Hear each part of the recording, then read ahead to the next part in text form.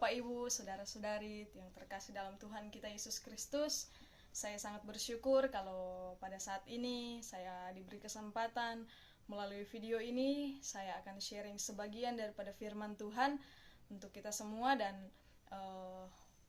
dalam video ini adalah suatu pemenuhan sebagai tugas tanggung jawab saya sebagai seorang mahasiswa di STT Yerusalem Baru Manado. Dan melalui video ini untuk memenuhi tugas yang diberikan oleh dosen dari mata kuliah hermeneutik dan homiletika. Dan saat ini saya ingin memperkenalkan diri. Perkenalkan, nama saya Evi Dharma, dan saya dari mahasiswa STT Yerusalem Baru Manado semester 4. Dan melalui video ini mari sama-sama kita belajar merenungkan firman Tuhan. Apa yang menjadi bagian terbaik daripada firman ini, mari kita sama-sama ambil, kita jadikan suatu proses dalam kehidupan kita untuk sama-sama kita belajar. Dan sebelum kita masuk dalam firman Tuhan, mari kita satu dalam doa, kita berdoa. Segala pujian, hormat, syukur hanya bagimu ya Tuhan, di mana saat ini kami bersyukur ketika kami boleh dipertemukan baik melalui video ini Tuhan. Kami percaya apapun yang akan kami perkatakan di dalamnya, apapun yang akan kami sharingkan di dalamnya Tuhan, melalui firman-Mu kami percaya bahwa firman adalah firman yang hidup. Engkau sendiri akan berbicara Tuhan. Biarlah melalui firman ini kami dibukakan pengertian, kami dibukakan akal budi yang baik, sehingga kami boleh dapat mengerti setiap apa yang menjadi tanggung jawab kami sebagai manusia, apa yang menjadi tanggung jawab kami sebagai anak-anak Tuhan, apa yang menjadi tanggung jawab kami dalam sekitar lingkungan kami Tuhan. Terima kasih, anakmu bersyukur, anakmu secara pribadi berdoa, biarlah apa yang akan anakmu sampaikan, apa yang akan anakmu sharingkan Tuhan, biarlah semuanya boleh betul-betul berasal daripadamu sendiri. Engkau yang menuntun setiap apa yang diperkatakan Tuhan, biarlah Engkau yang memiliki kuasa atas firman ini. Terima kasih Tuhan, anakmu menyerahkan seluruh durasi video ini ke dalam tangan-Mu Tuhan.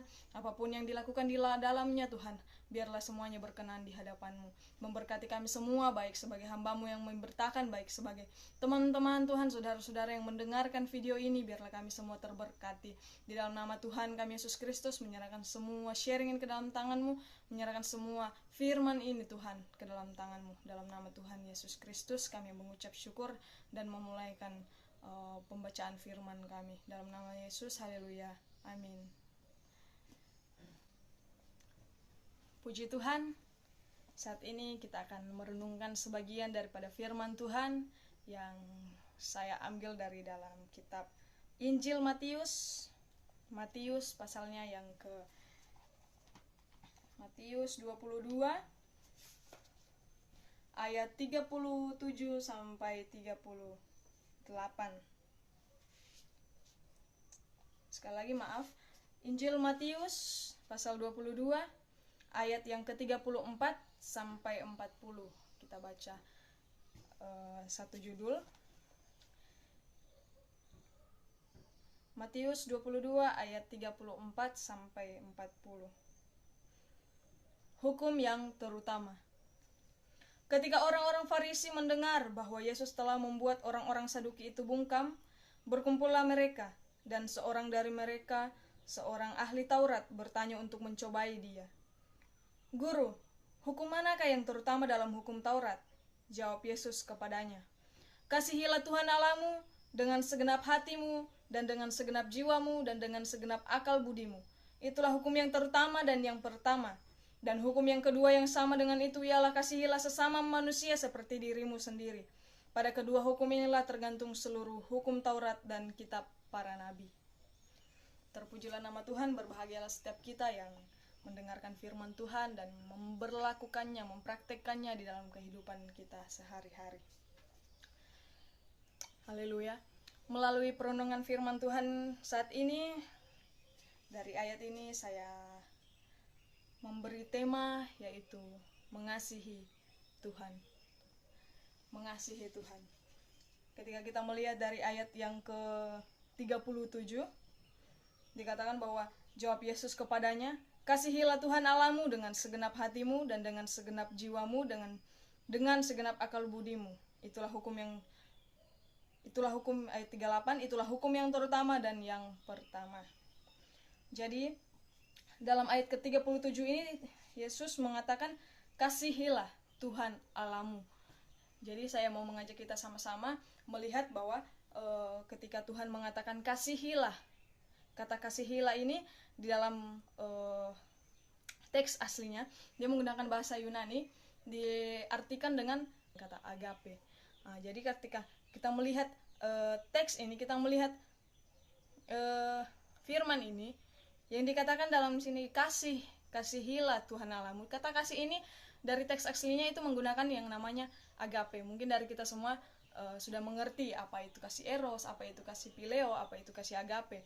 Dan dari sini, dari firman Tuhan ini kita diajar untuk melihat bahwa Tuhan menggunakan kata agape atau agapao dalam bahasa Yunani, yang berarti itu adalah kasih yang tanpa syarat. Kalau saya mau bahasakan, itu adalah kasih yang walaupun.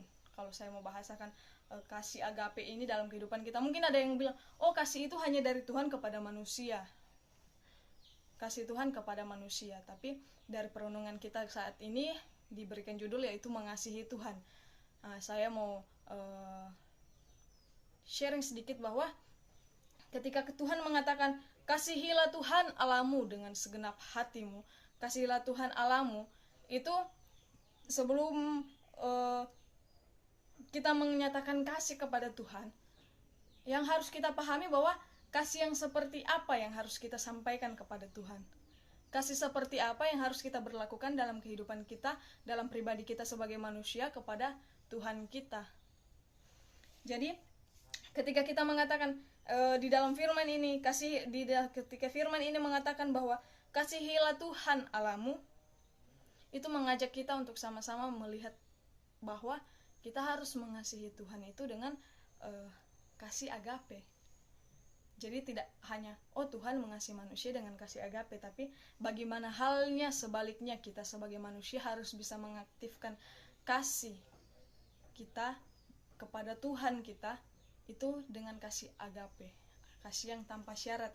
Karena seringkali orang mengasihi dengan kasih yang syarat, memiliki syarat. Tidak menutup kemungkinan juga anak-anak Tuhan yang aku mengasihi Engkau Tuhan dan aku ingin berkat-berkat-Mu. Itu syarat. Dia mau mengasihi Tuhan ketika Tuhan memberikan berkat-Nya kepada dia. Namun bagaimana jika Tuhan tidak memberi berkat? Bagaimana jika Tuhan belum menolong saudara? Apakah saudara masih mampu untuk mengatakan, Tuhan aku mengasihi Engkau? Disinilah Tuhan mengajar kita bagaimana kita menerapkan kasih itu, kasih agape itu untuk diri kita sendiri, bahwa kita mengaktifkan kasih agape itu di dalam kehidupan kita sehingga kita betul-betul bisa mengasihi Tuhan. Jadi saya mau ajak saudara, saya mau ajak kita semua untuk melihat bahwa hukum yang terutama yang di dalam firman ini dikatakan di ayatnya yang ke-38, itu dikatakan itulah hukum yang terutama dan yang pertama. Jadi ketika kita membaca firman ini, ada satu hal yang harus kita tanamkan di dalam kehidupan kita, yaitu prioritas. Artinya yang dinomorsatukan. Firman Tuhan berkata, itulah hukum yang terutama dan yang pertama. Jadi ketika firman Tuhan berkata yang pertama, yang terutama, artinya ketika kita di dalam kehidupan kita ini, satu prioritas yang harus kita prioritaskan, yaitu Tuhan. Jika ada muncul pertanyaan, mungkin dari pembacaan kita ini ada muncul pertanyaan, bagaimana mengasihi Tuhan? Dengan agape itu, dengan memiliki kasih agape itu, bagaimana mengasihi Tuhan? Kita manusia, memang kita sebagai manusia, ketika kita diperhadapkan dengan yang namanya mengasihi saudara, mengasihi sesama, mungkin kita bisa berkata, aku mengasihi mereka. Tapi saya mau katakan saudara, ketika Anda belum mengenal Tuhan, Anda tidak memiliki Yesus di dalam kehidupanmu, Anda tidak memiliki kasih itu di dalam kehidupanmu, engkau tidak akan dapat berkata, oh aku mengasihi mereka. Bisa saja apa yang saudara katakan engkau mengasihi mereka, itu adalah kasih yang memiliki syarat. Dan dari firman ini, saya sama-sama mengajak kita bahwa bagaimana kita memperlakukan kasih, yaitu mengasihi Tuhan. Yang pertama saya mau katakan bahwa kita harus mengenal siapa Tuhan kita.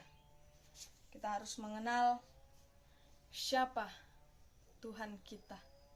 Mari sama-sama saya ajak kita untuk melihat di dalam 1 Yohanes 4 ayatnya yang ke-7.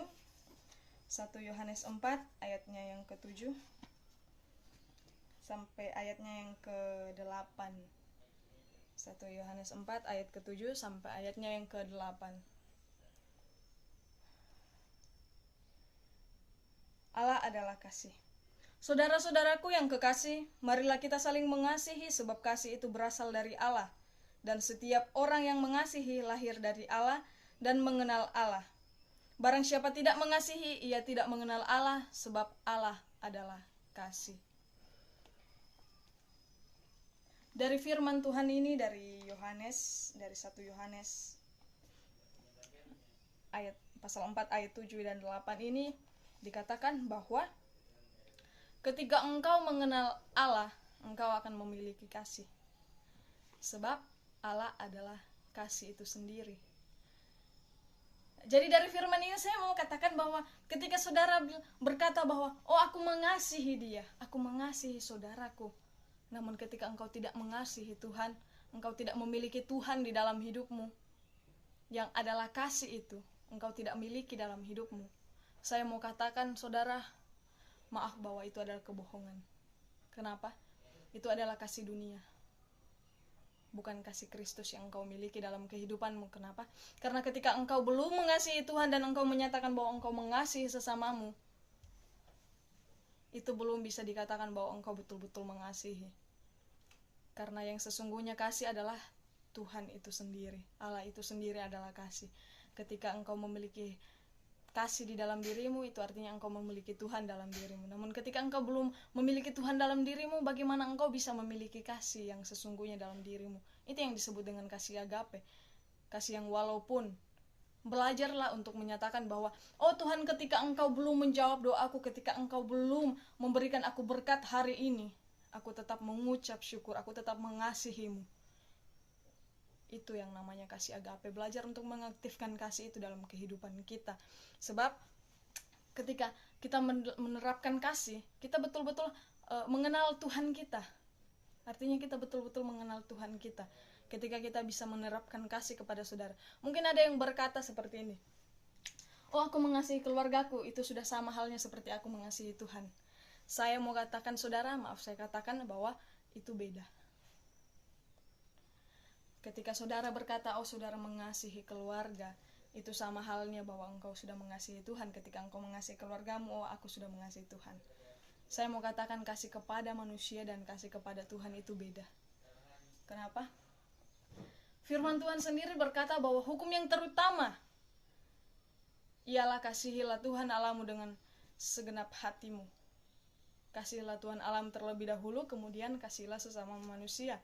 Seperti di dalam ayatnya yang sudah kita baca tadi, bahwa ayat yang ke-39, dan hukum yang kedua yang sama dengan itu ialah kasihilah sesamamu manusia seperti dirimu sendiri. Jadi saya mau katakan saudara bahwa ketika engkau belajar mengasihi, yang pertama kasihilah Tuhan Allahmu. Kenapa?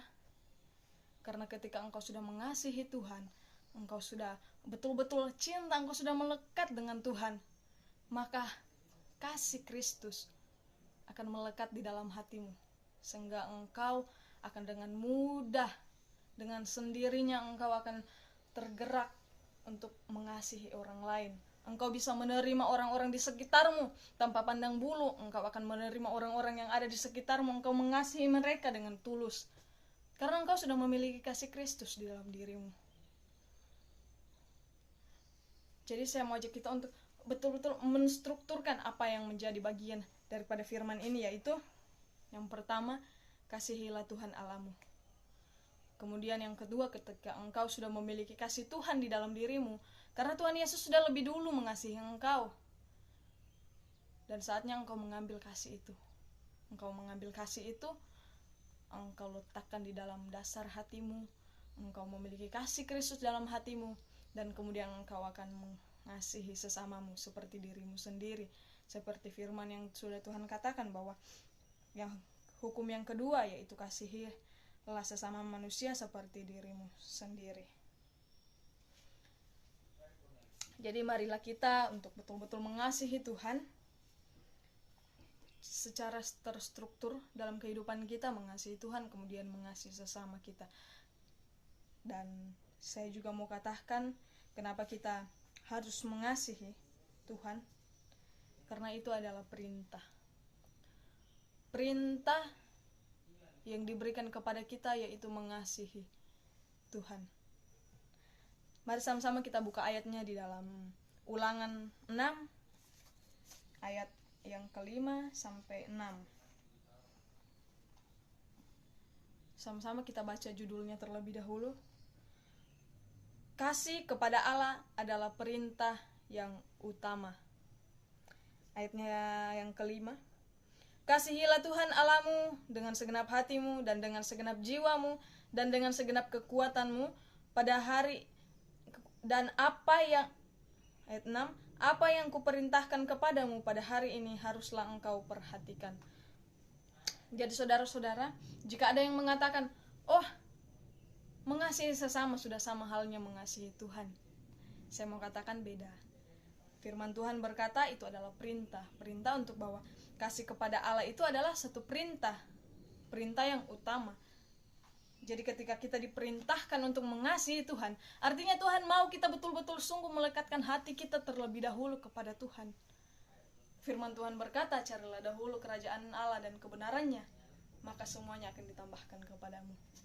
Jadi ketika kita betul sungguh-sungguh sudah mengasihi Tuhan, kita betul-betul sudah hidup di dalam kasih Kristus, maka dengan sangat mudah kita bisa menerapkan kasih itu. Namun saya mau katakan juga saudara bahwa ketika engkau sudah hidup di dalam kasih Kristus, pelajari teladan Tuhan. Sehingga engkau tidak salah memberikan kasih, engkau tidak salah menerapkan kasih itu dalam kehidupanmu. Tuhan sudah mengajarkan teladannya bagi kita bahwa ketika kita memiliki kasih itu kita pakai untuk melayani sesama kita.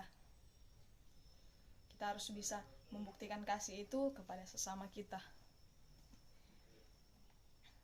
Jadi saya berharap melalui firman ini sama-sama kita diberikan pengertian bahwa ketika kita mengasihi Tuhan dan mengasihi sesama itu beda halnya. Kenapa? Karena ketika engkau sudah mengasihi sesama namun engkau tidak mengasihi Tuhan, kasih yang kau pakai itu belum kasih yang dimiliki Tuhan, belum kasih Kristus yang kau pakai, yang kau terapkan dalam kehidupanmu, belum kasih Kristus yang kau terapkan bagi sesamamu.